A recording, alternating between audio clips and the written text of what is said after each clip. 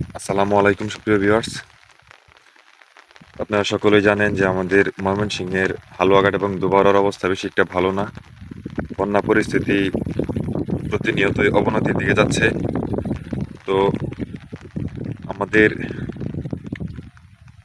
কংস নদীর যে পানির অবস্থা সেটা আপনাদেরকে এখন দেখাবো। এটাও আমি গতকালকে দেখছিলাম অনেক নিচে। গত পরশুদিনও আমাদের কংস নদীর পানি একদম তলায় ছিল, নদীর একদম নিচে অবস্থান করতেছিল। তো আসলে ভাগ্যের কি নির্মম পরিহাস।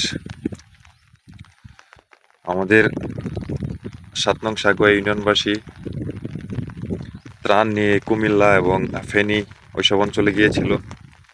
তো আজকে এই অঞ্চলের মানুষজনই বন্যার ভয়াবহ ক্ষয়ক্ষতির মুখে পড়েছে।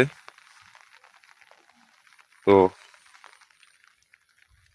যদিও হালুয়াঘাটের কিছু কিছু অঞ্চল প্রথমে প্লাবিত হয়েছিল, ভবনকুড়া সহ ওইদিকে হালুয়াঘাট সদর, মাজরাকুড়া, জয়রামকুড়া ওইসব অঞ্চল সবার আগে প্লাবিত হয়েছিল। তো এখন দেখা যাচ্ছে যে আহ, আমাদের সাকুয়া ইউনিয়নের বেশ কয়েকটি অঞ্চল প্লাবিত হয়ে গেছে নতুন করে।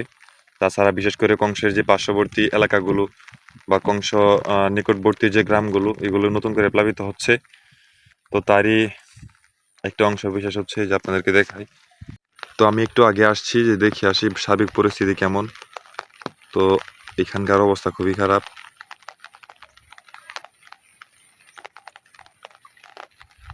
এই দেখেন পার্শ্ববর্তী যে এলাকাগুলো ছিল, নদীর তীরবর্তী যে স্থানগুলো, সবগুলা অলরেডি পানির নিচে তলিয়ে গেছে।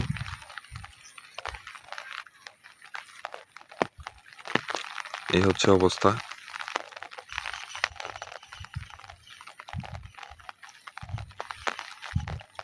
তো যেভাবে পানি বাড়তেছে, তো আমরা আসলে সবাই আতঙ্কের মধ্যে আছি, ভয়ের মধ্যে আছি।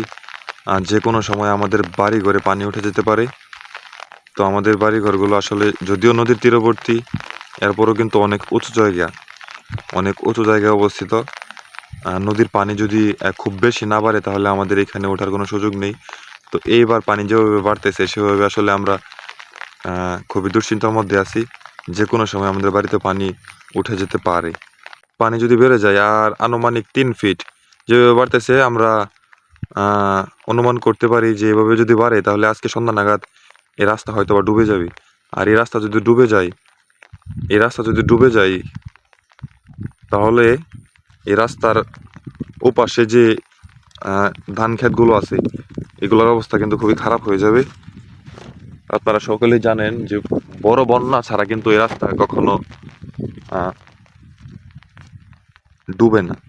তো এবার রাস্তা ডুবার একটা সম্ভাবনা আছে। তো রাস্তা যদি ডুবে যায় তাহলে আপনার এই যে বিশাল একটা অঞ্চল, বিশাল একটা এরিয়া, আমাদের যে বিলটা আছে এই বিলের একটা বিশাল এরিয়া হয়তোবা প্লাবিত হয়ে যেতে পারে, অনেক সম্ভাবনা আছে।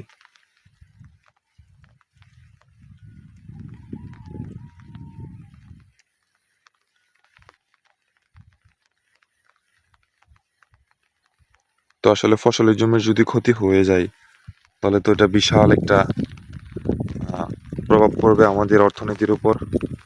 আমাদের দেশের খাদ্যের যে স্বয়ংসম্পূর্ণতা, এটা হারিয়ে যাবে। আরো অনেক সমস্যা। তো দেশবাসীর কাছে আমার আকুল আবেদন, আপনারা সবাই আমাদের জন্য দোয়া করবেন।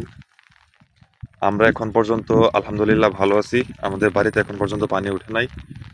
তো আমাদের পার্শ্ববর্তী অনেক ইউনিয়ন আছে, অনেক উপজেলা আছে, অনেক গ্রামাঞ্চল আছে যেগুলো অলরেডি পানির নিচে তলিয়ে গেছে। তো তাদের জন্য উদ্ধার কাজ পরিচালনা করতেছে অনেক স্বেচ্ছাসেবক ভাইয়েরা, আমার স্টুডেন্ট ভাইয়েরা, সহকর্মী অনেকে কাজ করতেছে, আমার ছোট ভাই ব্রাদার্স তারাও কাজ করতেছে। তো এখানে যারা আছে সবার প্রতি কৃতজ্ঞতা। আহ, আমি একটু অসুস্থ, নয়তো আমিও ওদের সাথে থাকতাম রেস্কিউ টিমে। বিষয়টা হচ্ছে আহ, আপনারা সবাই মন থেকে দোয়া করবেন আমাদের জন্য। স্পেশালি হালুয়াঘাটের যে সীমান্তবর্তী এলাকা, ওই এলাকাগুলো অনেক বেশি ক্ষয়ক্ষতি হয়েছে এবং পানি অনেক বেশি ওইদিকে। তো সবাই আমাদের জন্য দোয়া করবেন, সবার কাছে দোয়া প্রার্থী। তো পরবর্তী আপডেট ইনশাল্লাহ যতটুকু সম্ভব হয় আমি আমার ভিডিওর মাধ্যমে প্রকাশ করব বা জানাবো। তো ভালো থাকেন সবাই, সুস্থ থাকেন, সবার জন্য ভালোবাসা রইল। আল্লাহ হাফেজ।